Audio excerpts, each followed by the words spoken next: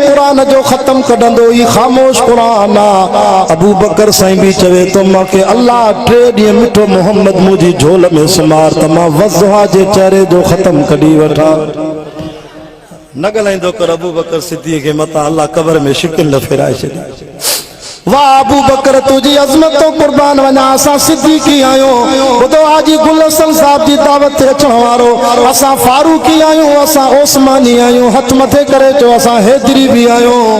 असा मुर्शिद अली साईं के किए न मञूं पर फैसलो तवा कयो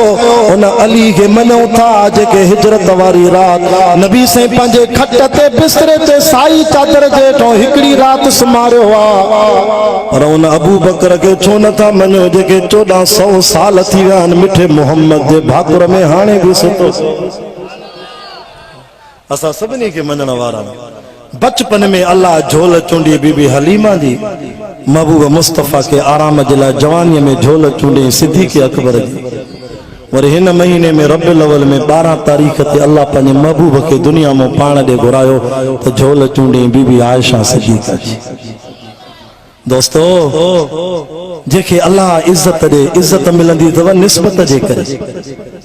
मदीने वारो साईं जडे अम्मा हलीमा साईं खणी वेठी झोल में तो रब डाची के चो खबरदार डाची तुझी निस्बत तब्दील थी वई आ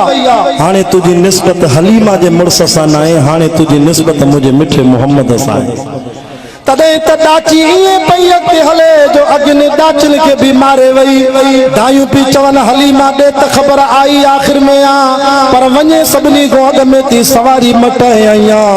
अम्बा हलीमा चती ना ना काबे जो रब जो कसम सवारी सागिया पर सवार नो दिलबर मिठो मोहम्मद दी कयो अचा